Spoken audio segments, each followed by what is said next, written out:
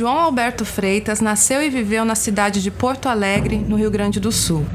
Trabalhador autônomo, casado e pai de 4 filhos, ele foi assassinado aos 40 anos, em 19 de novembro de 2020, véspera do Dia da Consciência Negra. Beto entrou em uma unidade do Carrefour para fazer compras e saiu de lá sem vida após ser agredido por seguranças. Foi espancado até a morte por O laudo da morte apontou asfixia.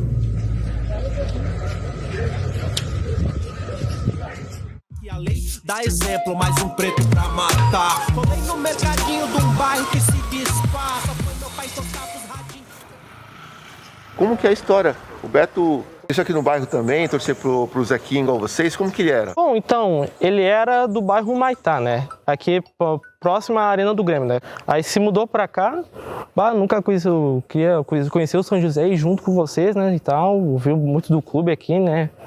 Aí a gente abriu as portas pra ele, foi pegando uma intimidade com a gurizada, foi começando a ir aos jogos frequentemente.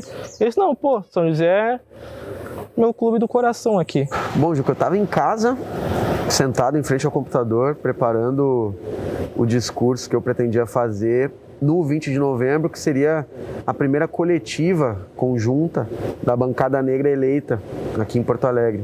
E a gente tava jantando e meu sobrinho disse, mataram um negão lá no Carrefour. Primeiro, eu comuniquei a bancada negra e logo todo mundo já se inteirou sobre o caso e a gente decidiu transferir a nossa coletiva de imprensa para frente do Carrefour no dia seguinte. A gente convocou pelo Twitter, no Instagram, no Facebook, convocando a comunidade e também os movimentos, né, os movimentos negros e todos aqueles que defendem o antirracismo e tudo, vieram se somaram junto no protesto do dia 20, como apareceu em todo o Brasil, teve também como em São Paulo, veio várias regiões do Brasil ocorreu esse protesto contra o Carrefour, né, essa morte que aconteceu. Esse evento com João Alberto, se por um lado ele forçou instituições que não tinham tanta preocupação com a questão racial, né? Que as instituições do sistema de justiça que não tinham tanta preocupação se viram obrigadas a tomar uma posição. Basta dizer que aqui nós tivemos uma ação contra um conselho do povo de terreiro, se discutindo a composição do conselho de povo de terreiro. E foi promovida por uma das instituições que estava lá assinando o TAC. Tem um ajustamento de conduta foi feito após, né, o Carrefour apresentar várias mudanças em relação a projetos, incentivos para a questão racial aqui na cidade, aqui no estado. Né? Exato. Atentas à questão racial, e eu posso dizer, por exemplo, com relação ao artigo 26A da LDBEM, né, que é um artigo que foi criado pela Lei 10.639, que obriga a ensinar a história e cultura africana e afro-brasileira, e que depois foi alterado pela Lei 11.645, que obriga também a ensinar a história e cultura indígena nas escolas públicas e privadas, ensino fundamental e médio. Sim. Né? Essas instituições, pasmem, né? Essa disposição já tem 18 anos. Aquela criança que estava na então primeira série está no 3º ano do mestrado, e essas instituições, até hoje, não demandaram as escolas públicas, as escolas privadas, o Estado e os municípios.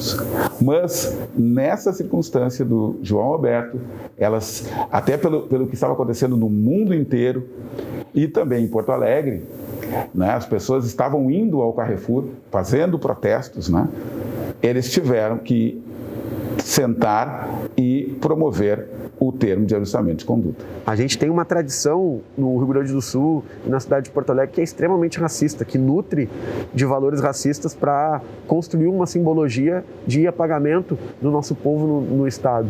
Então era preciso partir dali, de uma situação tão triste como aquela, o Dia da Consciência Negra, criado em Porto Alegre, uma violência que abafou o que a gente tinha naquele momento como grande vitória, que era a eleição de uma bancada, né, todo o significado que circulou em torno disso, no Brasil e no mundo, que a gente extraísse lições concretas do ponto de vista cultural, educacional e, obviamente, né, visando uma cidade com menos desigualdade racial e social.